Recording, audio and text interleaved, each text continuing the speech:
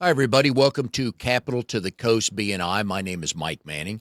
Each week, we bring you a local small business success story from one of our 35 chapters, spawning from the Triangle, which is Raleigh, Durham, Chapel Hill, all the way to the North Carolina coast. If you're not familiar with BNI, it is Business Networking International, the world's largest networking organization. Our goal each week is to help our fellow members grow their business through the giver's gain mentality. Our local small business success story today is Phillip Passey. He's a financial advisor and owner with Pillar Financial Services. Phillip's part of RDO2 Carry Connections. They meet Monday mornings at 8:30 at Hope Community Church on Buck Jones Road. So if you're ever in that area, want to meet some good people, please drop by and visit. Phillip, how are you today? I'm doing great. Thank you for having me. Oh, glad to have you on the show. All right, so financial advisor. Got a few questions on that. I always love educating here because we Sure. hear that, but anyways, what does you have AAMS after your name? What does that mean? Great question. So AAMS is the asset management specialist. So that provided me the knowledge to put portfolios together, make sure clients are well diversified, and they own all aspects of the market within their particular investment portfolios. So So we accredited asset management specialist is what it stands for. gotcha. Now, I always like to ask my financial advisor friends that have a lot of initials after their last name. I Yep. assume you're a pretty good test taker. I wish I was better. I wish I was better. But and I agree. There's other credentials I would like to get down the road. Yep. Sure. Of all the things, all the licenses you've sat for and passed, which one was the toughest? Series 7, hands down. Series 7 was required. I took over 18 years ago, but took a lot of knowledge. At that time when I was studying for it, it was my job. I didn't work. I did nothing but study, which helped. Um, Long hours, 8 hours a day, Ooh, and then of course the 7 hour exam to pass. So took a lot out of you, yeah. a lot of information you got to try to keep up in the head of yours. And but no, was very very excited when I had that finish. In a nutshell, what does a Series 7 allow you to do? 37 allows me to legally talk to clients about investments, stocks, mutual funds, bonds, etc. So there is a Series 6 that is held periodically or held by bankers. Bankers are fantastic, but they can only discuss CDs and your fixed products. They can't get into the variable products, which include stocks and bonds. Gotcha. All right, we see a lot of commercials about money management, financial this, financial that. We hear, oh, we only make money if you make money. We hear fiduciary. We hear all of these things. So, kind of give us an overview of when we hear the word financial advisor, what that means and what you guys really do. Oh, great question. Yeah, we hear similar sound bites, from time to time, depending on which company. A financial advisor, what we do is we're here to help simplify your overall finances. And what's tricky about living in the U.S., living in this nation, this great nation of ours, is financial literacy is not taught in schools where it should be. You have a lot of people various ages are getting a job for the first time and they don't truly know how to manage their own finances. So having just the simplistic conversations of paying yourself first, putting money aside, just because you made $1,000 does not mean you should spend $1,000. I have that difficulty teaching my own children Yes. that same mentality. So financial advising is helping people understand where their money should go. Should they be paying off debt before they invest? Should they, and what debts should be paid off in which order based on the interest rate or the balance size, the debt quantity, right? So there's a lot of different focuses when I'm meeting with individuals, different baggages that they bring in. where or areas they're trying to fix in their life to be able to breathe and enjoy life periodically. I don't believe every penny you make needs to be invested. Uh, Having a good, healthy balance between putting money away for a rainy day and also enjoying life. That's what we're here to do. We're working to spend time and make memories with our families. But let's make sure we're doing that in a way where we're also preparing for that flood, that rainy day, and also our future goals. So it's a mixed bag, right? And so it really comes down to where are you at today?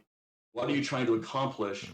To then determine not only the types of investments, but the types of accounts you should be using to help you go from point A to point B. Most of us at some point in time in our life, if not through most of our lives, have felt, I just don't have enough to invest. And that's not accurate. It might be true, but it's not accurate. So what are some things we can do? You mentioned bankers earlier. If we just start off with what can we do with $100 a month? Where should we do things like that? Because I think if people Well, started doing that, then they would train themselves, like you said, start putting money away. right. So it's interesting. I bring up bankers. I love bankers. It's interesting because everybody today is investing. They don't they, Mhm. just, they don't think about it.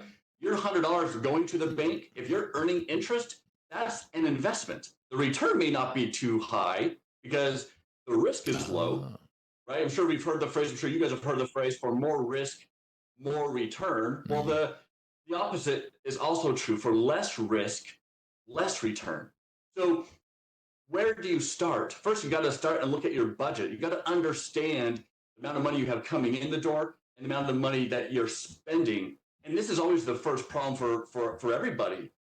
A lot of us hate doing a budget. Nobody likes to be told how to spend their money. It's not about being told how to spend it. It's about taking control of how you choose to spend it. So sitting down and understanding, okay, where really is my money going is the first step. To then I to then I to then identify, hey, do I really need X or Y product? Can I really go without? And if I did go without, could I then use that money and put it in a different bucket that would then help me out in the future? And that's what it's all about, really. Is it's about budgeting and learning how to pay yourself and take control of your expenses to enable yourself to save. And there's my youngest client today, I think, is 15, 14, right? And when Nice. they work, when they mow their parents' lawn or they mow lawns in their neighborhood, right? Periodically, it's, hey, I have $25, and we're talking about, okay, where would be a good place for this to go where you still have full access to it, but it's growing at a better rate than what the bank's offering. Nothing is a bank. Once again, going into a investment Mhm. outside of a fixed product where you can kind of learn how the stock market works while still having full access to that money. And it's a beautiful thing. But unfortunately, we're just not taught Mhm. that these things do exist. And there's that misconception that, oh, you have to be wealthy in order to invest. Yep. That is not true at all. It's just, Yep. I think, I think a lot of us too think, oh, if I put $25 a month, it's not going to ever grow the way it needs to be. I need to wait until I can do $100 or $1,000 a month. And it's not like that at all. Investing is all about time in the markets, not timing the market, not Mhm. trying to say, okay, this is the time to buy, this is the time to sell. Nobody has a clue, when the exact right time is supposed to be. But it's all about, let's get a process in place. Yep. So Let's take I that $25 a month. Let's yep. set it up automatically where you learn how to forget that that's coming out of your account. And then all of a sudden you wake up 6 months down the road and you're like, oh my gosh, I actually have money put Yep. aside. And oh, wow, look, it's doing great. It's growing. Yeah, I like the phrase full access because I know when I was younger, it's like, well, if I start investing this, I won't, for good reasons, I won't be able to touch it. But for bad Sure. reasons, if I needed to get at it. So I'm sure you run across conversations like that where I want to do something, but I need to know I can get at it. Well, it's interesting. So my son's 16. He works and he invests. I teach him as as a father and financial advisor the importance of investing. And we've had the conversation around, hey, should you do a Roth IRA? Because at 16, you can put money into a Roth and it can grow tax free and have significant benefits when you're 59. But he's 16 years old. No 16-year-old is talking about retirement at 59 and a half. And Nope. yes, we understand it when we're in our 40s and 30s and 50s, the advantages of starting so much earlier.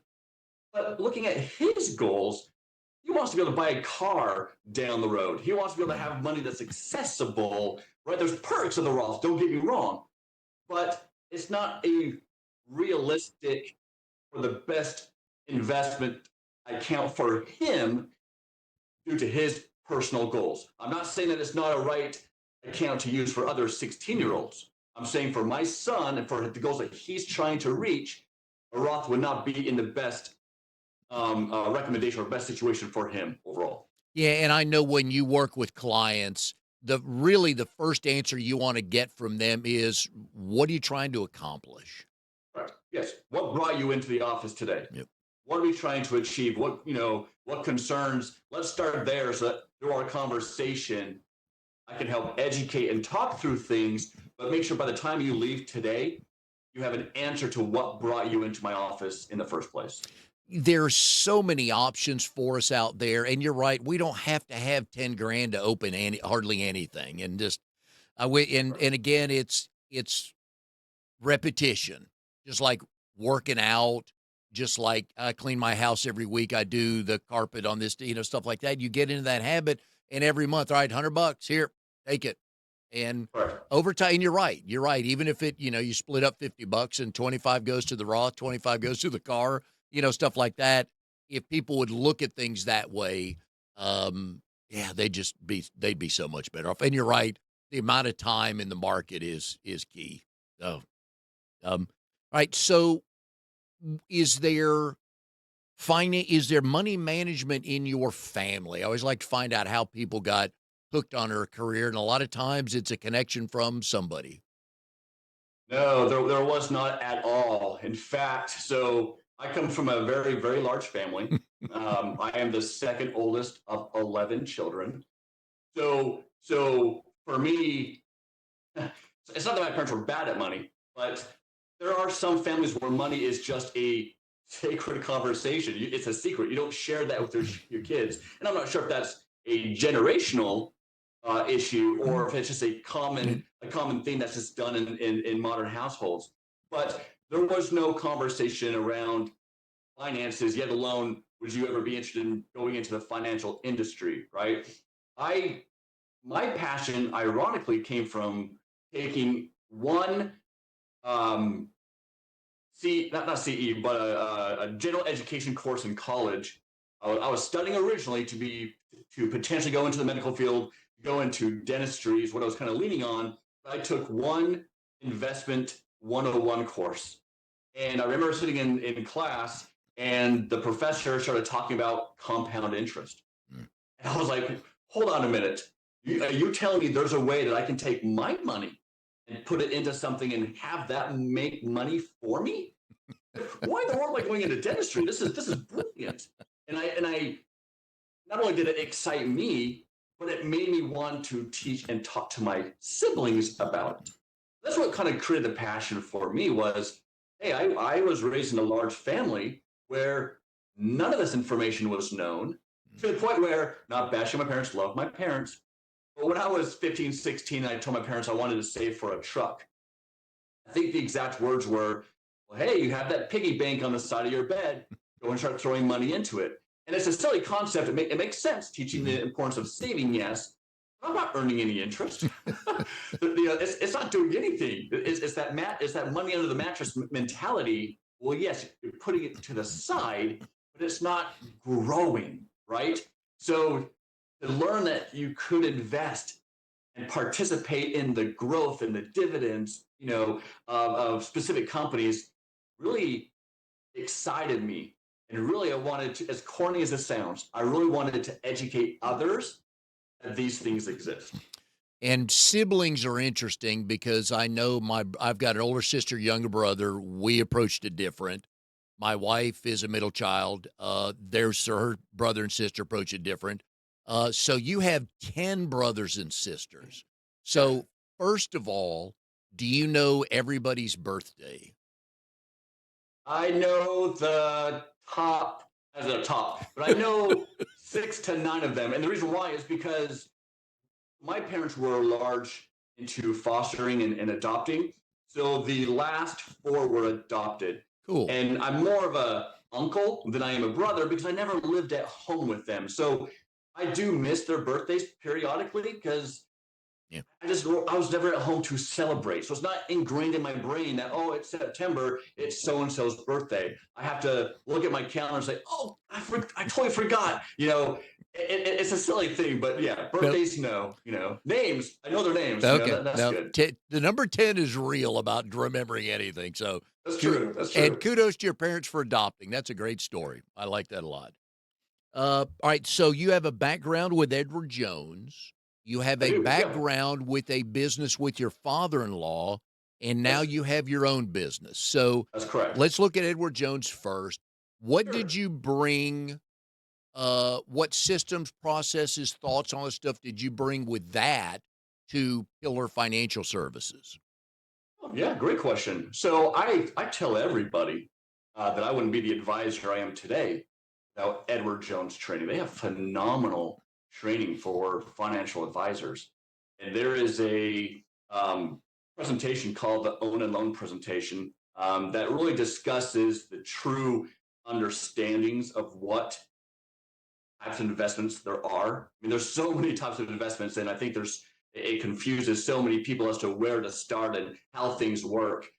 And I was taught this process at Edward Jones, and I've used it, I can't say daily, but I've used it in most intro appointments, complimentary reviews that I have with people, especially when they don't know how investments work. So that's been a great tool to use, walk them through, help them understand and educate themselves so that they are more confident in coming together to make those decisions when we start applying their finances and things. So hands down, the education is the biggest piece. I want you to help give people an understanding of what the first 30, 60, 90 days are like for a brand new financial advisor and how many calls you made and how did you come up or find all those numbers?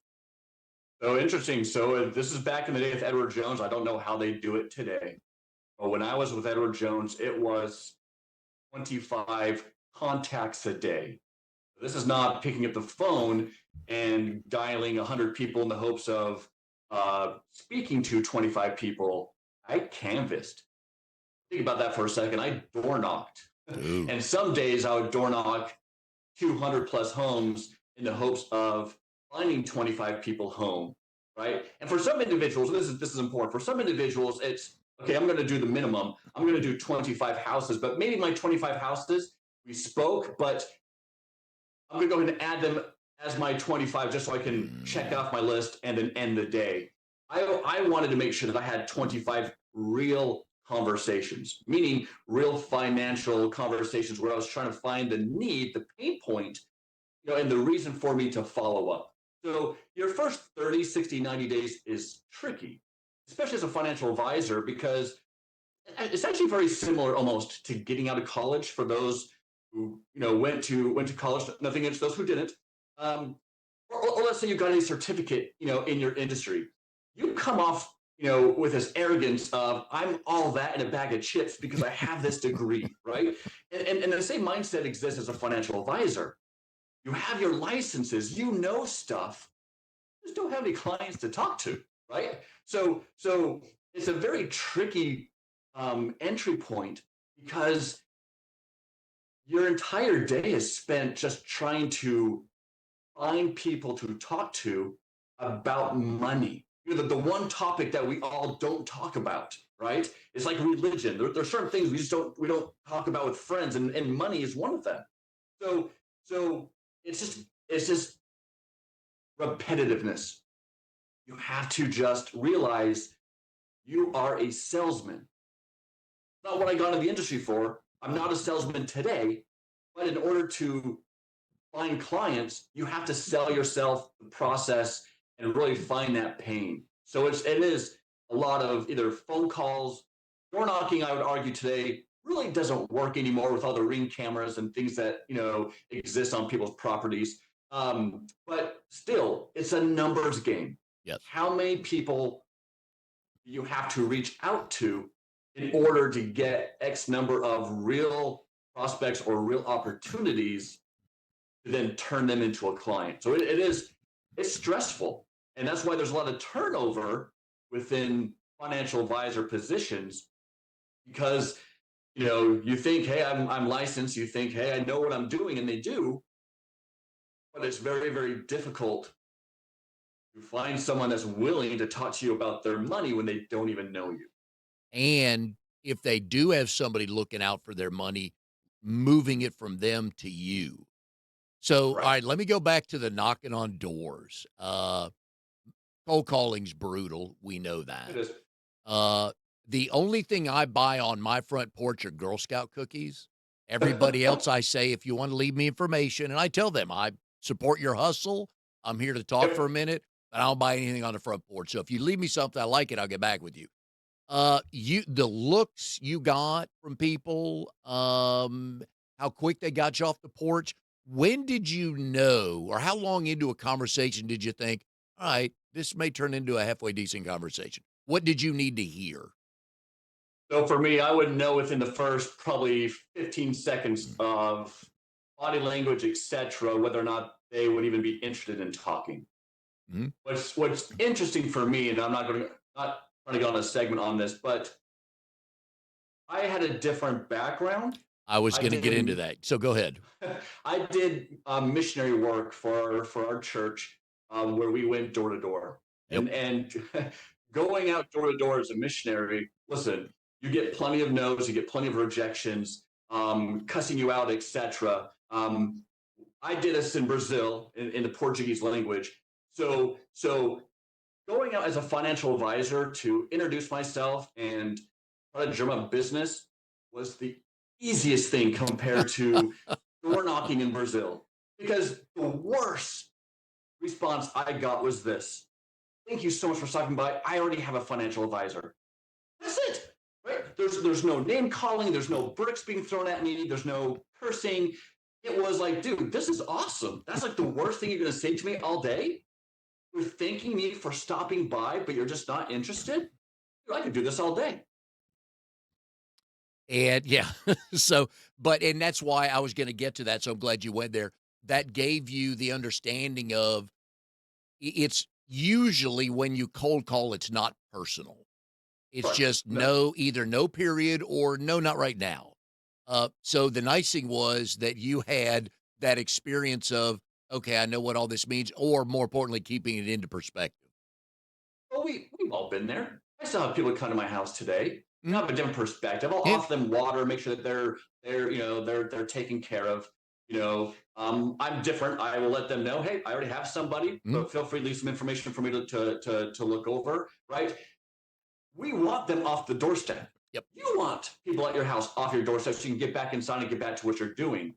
So if anybody today is listening to this and they are prospecting in that fashion, you just have to make sure that you are short and sweet to your message because they don't want you there.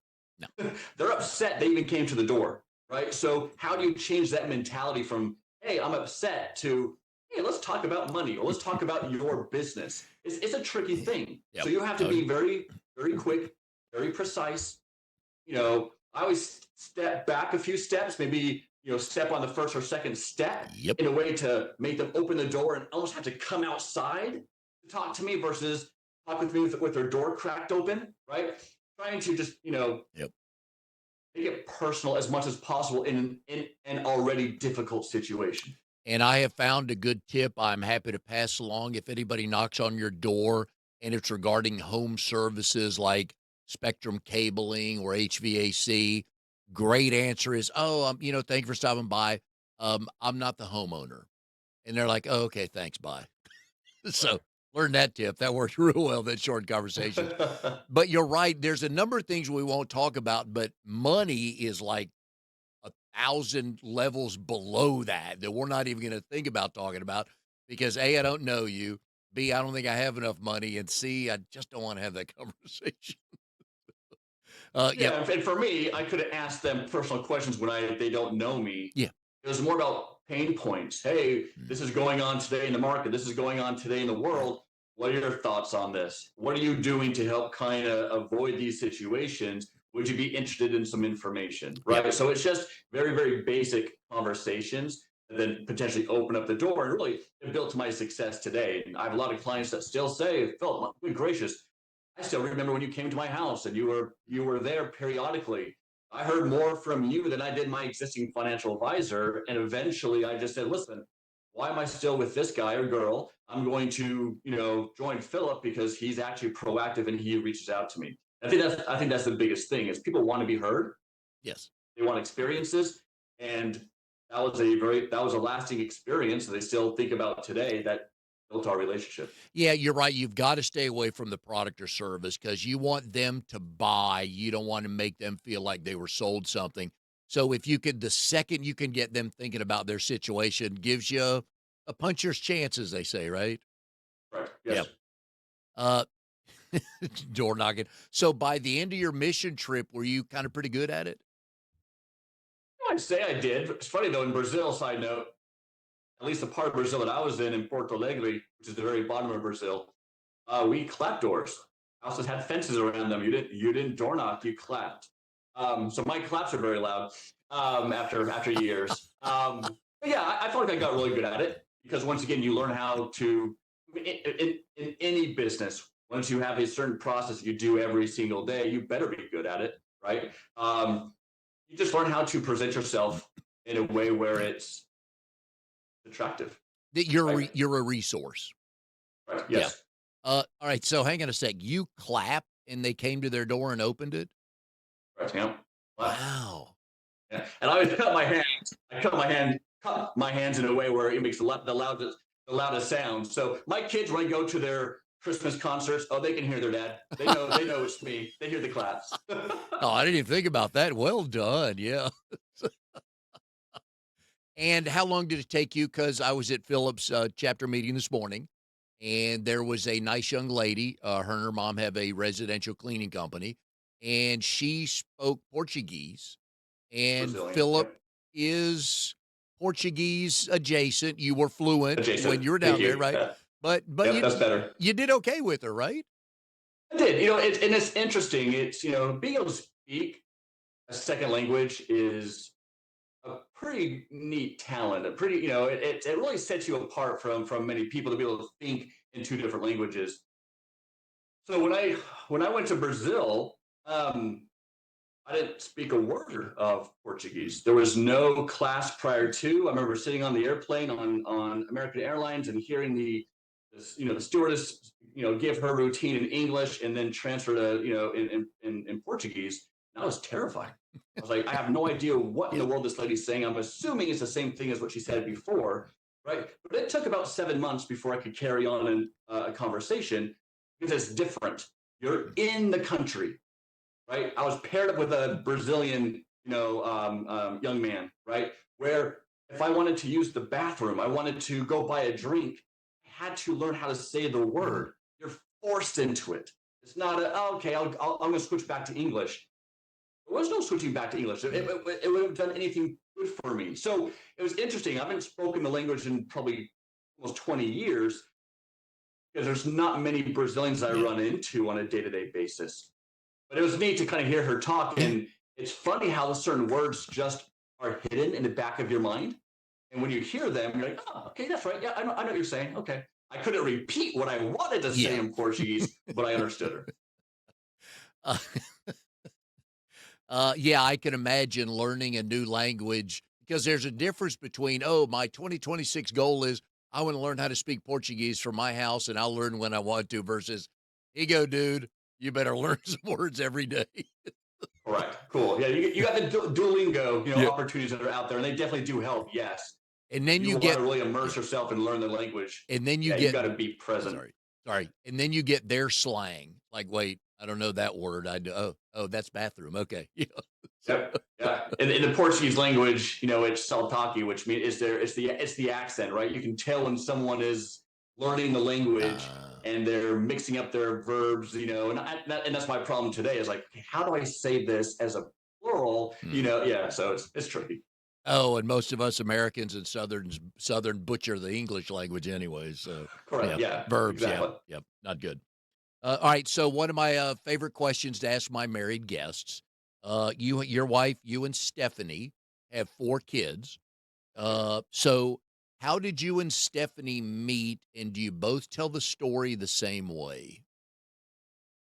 Yeah, and we do tell the story the same way. So we both met in college. We both attended a small Christian university north of Roanoke, Virginia, called Southern Virginia University. I think the school population was smaller than my high school graduating class, maybe 2,000 kids, 1,500 kids, so very, very small. But I was out of a relationship, and I was hanging out with all my track buddies. I ran track and cross country in college, and she was a friend of one of my track buddies. So we ironically met the last few weeks of spring semester. As crazy as it sounds, and it is crazy. When I think about it with my children, I'm like, do not follow mom and dad's path. Um, we went into a long distance relationship over the summer. I feel weird even to say this live, but it's the truth. I proposed 2.5 months later. Oh, So Stephanie and I have been married for 22 years. We'll be celebrating 22 years this December 19th, excuse me. So next week. Obviously we had challenges, but yeah, we got married super early. Super young. I was 22 and I proposed when she was 19. yeah, but you were a man of the world by then. You've been to Brazil.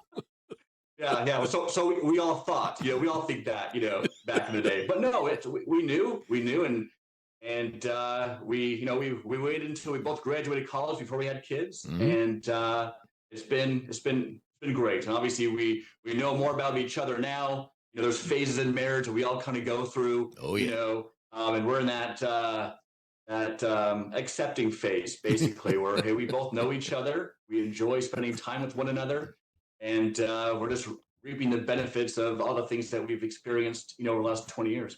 Now, the 4 kids, which ones are more like you? Which ones are more like Stephanie?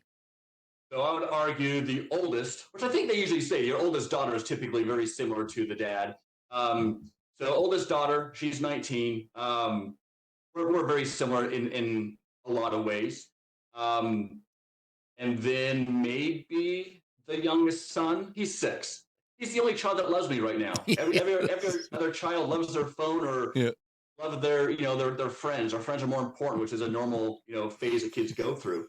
And then my oldest son, who's 16, definitely mama's boy. Very much like my wife. Gets his smarts from my wife. And the youngest daughter, who's 12. Not sure yet. I think Yeah. kind of mixture of both right Yeah. now. We'll see. We'll see as her personality starts to bloom now that she's in middle school, Yeah, right? That personality. for those watching or listening, if you have very young kids or don't have any kids at all yet, at some point in time, you're gonna be put on your kids' priority list. And Oh, yes. do not be Yeah. offended if you're not number ones through 7. Right. Yeah. Yeah. My 6-year-old's the only one that will get excited when daddy's home. Will Yep. run, still give me a big hug. Yep. And it's a great feeling, But yes, the other three, my oldest, my 19-year-old only reaches out when she wants money. Yeah, there you go. Yeah, so we have 4 grandkids. Oliver's 7, and he's to the point now where I see him, he leans in and gives me his forehead right to my stomach, and that's his hug. I'm like, "No, dude, I'm not doing that." Whereas Maggie, my 3-year-old, just runs and jumps up. So I'm with you Oh on yeah, that. that's why when the kids get older, you get excited to be a grandfather because you get to experience the Oh, yeah. love that Oh, the it's younger amazing. children bring you. Yeah, so Oliver and I have an agreement now. When I just need something from him, I'll say, "All right, I need an Oliver hug," and tap foreheads. And every now and It then does wonders. when I need a pop hug, I'm like, dude, I need a pop hug. Give me some, give me both arms here. So yeah. So. That's great. All right. So let's go back to your business experience. One thing I always intrigued by are family businesses. So you and your father-in-law were in a business together, and love the story you told me the other day that you felt it was best if you exited because you guys were in two different places as business owners and advisors. Yeah, I think, yeah. And looking at family businesses in general, and I have clients who have family businesses, right? Yes. Family businesses work. They can work Hmm. as long as everybody has an equal voice in the business. I think that was the challenge that we had was while we had our own clientele and we worked harmoniously. Harmoniously works only if we all have a voice and a say in how things are run in the business. And it got to a point, unfortunately, where my voice didn't carry, and it created disputes, right? And in order to keep your excuse me, can you guys hear that? I heard the phone ring. Hopefully, it was a wealthy All right. client. That's what happens when my 6-year-old tries to FaceTime me as we're talking. Um, so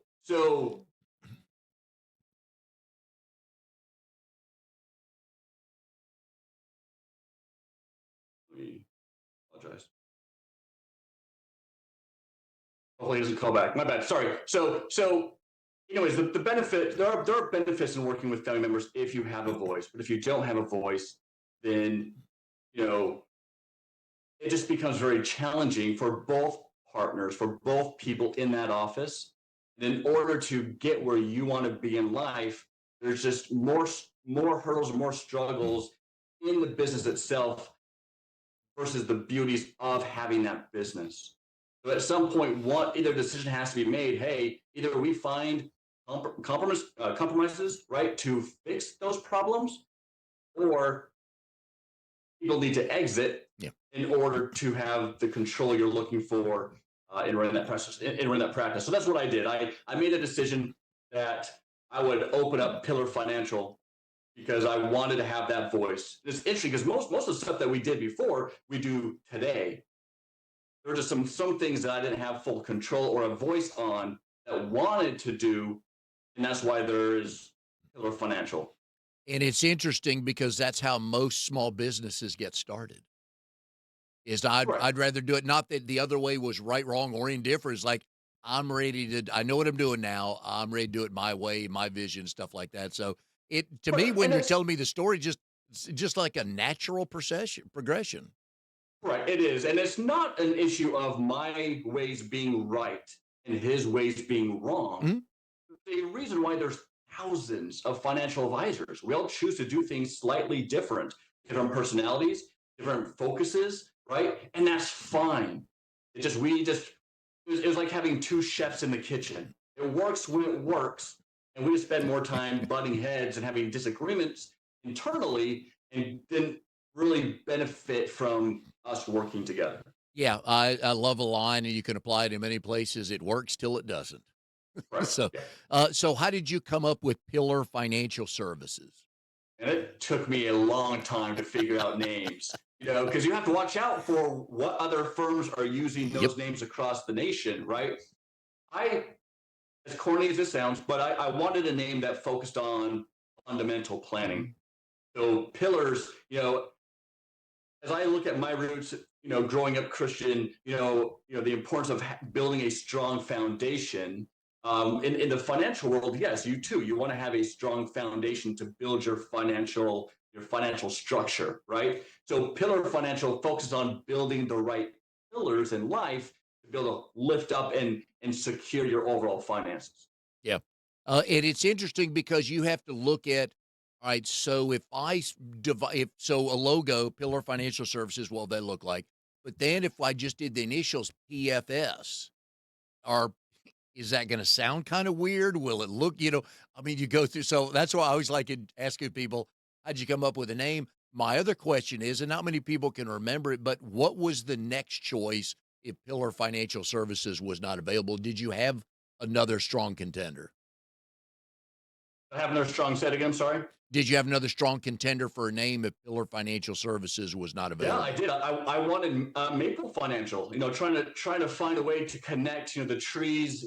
From a growth and from a multi generational planning perspective. I love the maple aspect. My wife kept saying, I think of pancakes and maple syrup when you say maple, Yep. right? So what is a word that people can understand? Pillar versus a maple. Is it the tree? Is it the syrup? So we went the pillar route, Yeah. right? And then if you look at the logo itself, it's a house with pillars, Yeah. right? Because it's also looking at the psychological aspect of, okay, these are the pillars and the foundational aspect of my roof, my house itself, keeping all my finances secure for my and protecting my family. So. Well, yeah, and that's a great example of when people, I think back in the day, I know they did. I don't know if they still do it when they're making a TV show, especially sitcoms. They'll bring in a group of people, test group, whatever they want to call that, and we'll let them watch an episode or two, and they get feedback from it. So I'm glad Stephanie's role was, yeah, glad she gave you some input. There was a lot. There were a lot of late night Yeah. conversations, even groups of friends. Hey, I'm looking at doing this. What word, what picture, even sounds good to you? You guys Yep. know what I do. Mm. Which of these do you resonate with? Yeah. Right. So I got a lot of feedback before I announced what that name was going to be. Yeah. So which took longer, naming the company or any of the four kids? Oh, geez. Probably the company. The kids. My wife named most of the kids. We only struggled on, I believe, the girl names. Boy names were pretty easy. Girl names we went back and forth for a while. But no, I still think the business because Yeah. I would say 6 full months of Mhm. just back and forth. All these different ideas. A lot longer than the kids. But you accomplished what you wanted to with the name. Hands down, we Yeah. did, and I'm extremely happy with the name that we landed with. Good.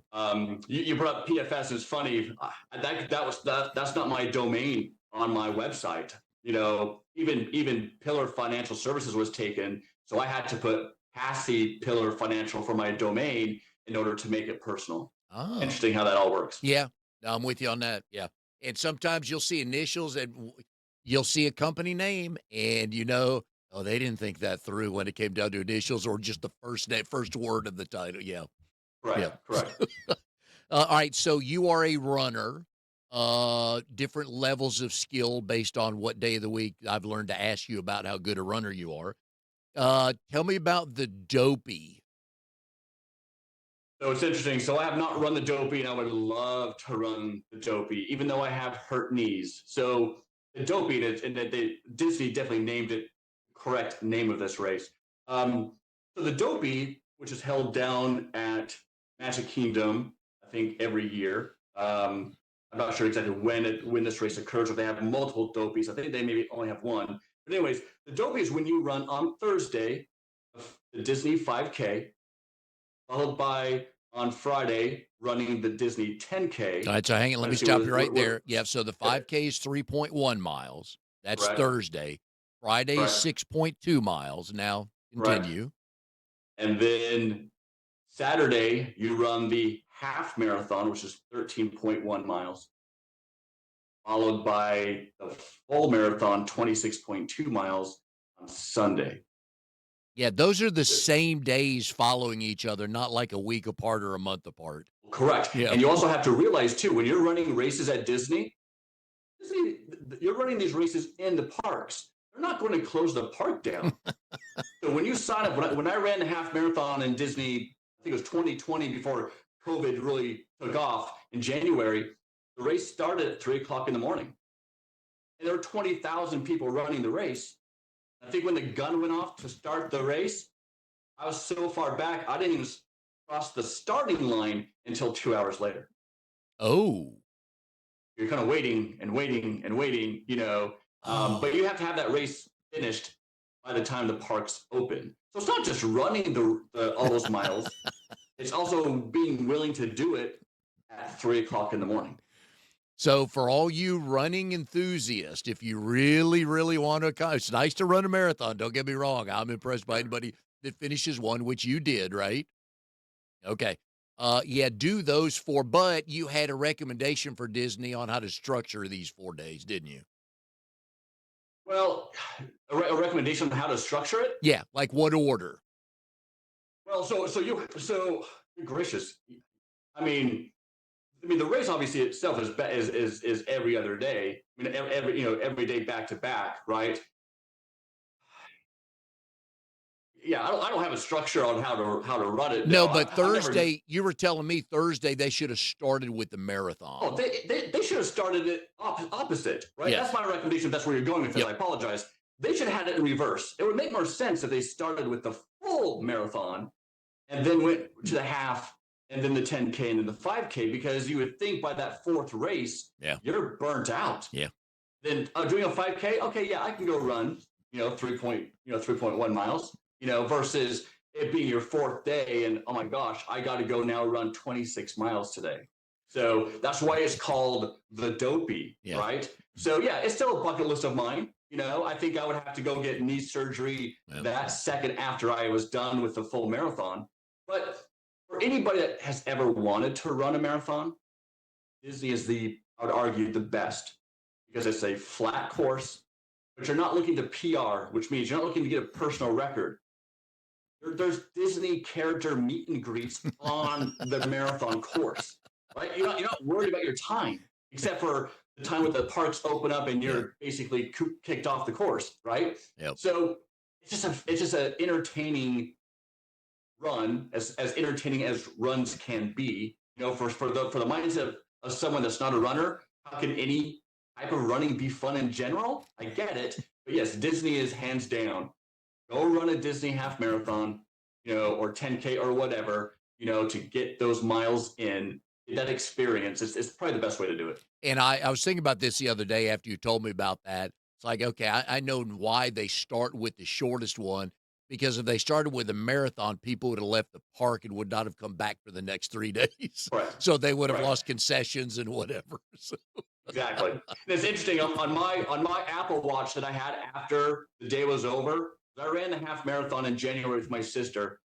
After we were done with the half, we were in the parks. So we did the parks for most of the day. But I think I ended that day with 49,000 steps. Oh, yeah. Because of the half, and then just walking through the parks for most of the day. And with zero preparation for a marathon the next morning. Right. With zero. Correct. Until I get that phone call from someone saying, hey, listen, I'm in. Do you want to train? Yeah. I don't have to pay for it, to get myself, motivated. Hey, I just spent all this money. Yep. It's sealed. Go out there and train. Yep. So. All right. So we're getting ready to turn the calendar to 2026. So financial goals, let's start very basic, just a couple, one or two nuggets to share with some people. If they are not investing at all, or just not even thinking much about it, what's a couple things just to get started? Yeah, great question. So in getting started, first you need to understand your finances. Getting started, really jot down on paper your overall financial picture. What assets do you have? If you own a home, what's it valued? What do you owe on that mortgage? Your investments in general, your 401k, are you participating? What's that worth? Getting a good understanding of where you stand helps you determine, okay, what are those next steps depending on where I'm heading? What am I trying to accomplish? Everybody that typically comes into my office for the first time wants to talk about the latest stock. Hey, I want to own this stock because it's going through the roof. Is this a good time to buy it? Then we sit down and we talk, and they don't have money in savings. They have debt piling up, right? Everybody, it's normal. Everybody's looking for that shortcut. Mm-hmm. So I guess my biggest thing is just, you got to realize, you got to look at the overall fundamentals. You need to make sure that you have adequate savings. I understand that's not exciting. That doesn't get you up in the morning like, oh my gosh, I cannot wait today to go to work so I can put money in savings, right? But start small, start simple, start learning how to put money away and not using it. Um, Learning how to invest. There's great tools. Yes, I can educate you. I can offer complimentary reviews. You can also Google how do things work? What is the best place to put my money? To start learning how to sacrifice and put your money aside and not touch it. I think those are some of the fundamental principles that all of us need to learn is learning to live without. Thou shalt Yes. not covet your neighbor's Tesla, right? There are things that we all want to go out and buy and just jump into. But you need to understand that we've got to make sure that we have adequate savings, adequate life insurance, etc. So yeah, first starting with just your overall fundamentals, making sure you have money put aside in the right places first before you start heavily investing or trying to jump on market trends is definitely what I would highly recommend. Um, as a retirement specialist, a lot of people come to me to get questions on, okay, where do they stand? Where am I at with that goal overall? So, no matter what that goal is, first understand what is that lifestyle you're trying to reach. You're trying to send your kid to college. What is that college you're hoping they go to? What is that final expense going to cost? So then you know where to start. So it all comes down to the overall fundamentals. Where are you today? Where do you want to be? How can I help you understand steps, the tools, etc., to get set up to get you where you need to be? Yeah, and with this show each week, and we always, again, end of the year, folks. I very much appreciate your support for the show over the year, today and over the years. Try to bring you people who know what they're doing, so they can give all of us good nuggets on. Oh, I hadn't looked at it that way because that's what they're experts in the field, right? Um, so what I'm learning about AI, and I think there's some things you need to do. You need to turn over to an expert. Anything to do with insurance, usually with money. So we've been putting Philip's number on the screen here. Please give him a call. But AI is pulling information from things that other people have said and written, and you don't know who those people are. So while good, it should be part of. But there's just some things for me. I got to talk to a human being. Okay. Yeah, and I feel the same way. I utilize technology and AI in my Mhm. practice because there are great technologies out there that make the process more efficient, right? Yep. And side note, budgeting is a perfect example of this. Yes, 18, 19 years ago, it was a PDF and we would fill it out together. And then it went to Excel, using Excel to do budgeting. My budgeting tools today auto categorized from my clients' checking accounts and credit cards to show them exactly where all their actual expenses are going. And it's all done through AI, right? It's a great tool and resource to use. But to your point, we live in a world where information is at our fingertips on our phone, right? And there's pros and cons to that, hands down. We're full of information, and as AI becomes more of a thing, in our life, especially ChatGPT and things like that, we are learning to use them, but not all the information on there is accurate. There's been many times I've gone into, and this is not me bashing ChatGPT. I think it's a great tool. I've gone in many times just to ask a quick question. What is this, number for 2025? And it gives me the answer, and I was like, no, it's not. Mhm. I know for a fact it's not, and I'll put the right answer in, which is funny. It's like I'm communicating with Chat. I call him Chad with Chat GPT, and I'll share that information is wrong. But no, having a individual that you trust. This is not me pushing my business in any way. Having someone that you can talk to about your finances is huge because yes, AI can do many things. They cannot emotionally connect with you.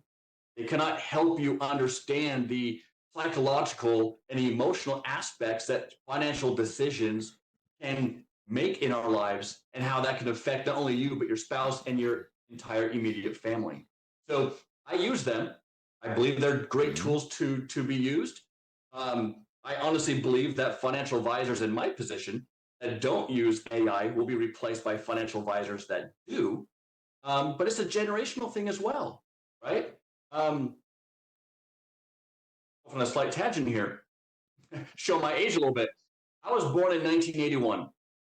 I'm part of this really weird generation that we were raised by Gen Xers, right? I was told by my parents to come home at night when the lights, when the sun goes down. I remember life before the internet.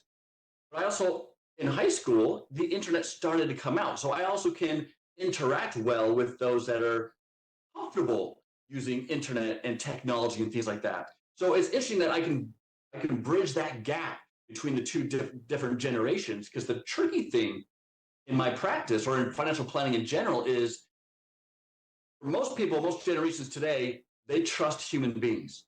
Mm-hmm. But the younger generation, they don't. They trust their cell phone and apps a lot more than they trust humans. So to be able to have someone like myself that I can share, hey, we use these tools, we use these technologies to help you, but let's work on this together so we're getting both of best worlds, I think is really the best way to go. Yep. And real quick before we're done here, you can go, speaking of checking up on financial advisors, there's a link on your website. Give us the website first. The broker check? Yeah, give us your website first. On my website, yep, sure thing. Sorry about that. My website is Passey, P as in Paul, ASSEY, Pillar, PILLAR, pillarfinancial.com. Okay. And then where can you find the, tell us about real quick. I want to tie this all up, but I know we're just about out of time here, so. Yeah, when you first log into the website, at the top, I have a broker check. I think it's important to understand the credentials and even see if there's any discrepancies in that advisor's history. The beauty of broker check and what's called your U4 is a document that follows every financial advisor during their career to show if there's been any major issues based on past client interactions. So when you're looking at financial advisors, definitely look at their website, see what they do, but check out Broker Check to also see if there's any issues of the past that might come up, to haunt you going forward. Yeah, kind of like buying a car. I mean, we now have information at our hands to see if it's been an accident or not. So, anyways, Phillip, very much enjoyed the show today, folks. We've been putting Phillip's number up here. You've got his website now. Some things, and I've told you this before, there's some things we just need to talk to an expert about and outsource things, and this is one of them. So, Phillip, thanks for the stories and the tips today. Sure. No problem. Thanks for having me. Thank you. And we'll see everybody next time on Capital to the Coast BNI.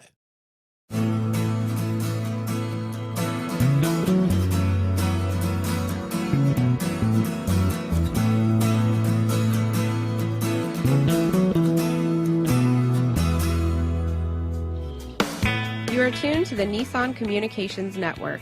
If you tuned in too late, you can always watch each program in its entirety or download an MP3 audio file of it in the archives section at nissancommunications.com. Don't forget to subscribe to our YouTube channel, follow us on Twitter, and like us on Facebook.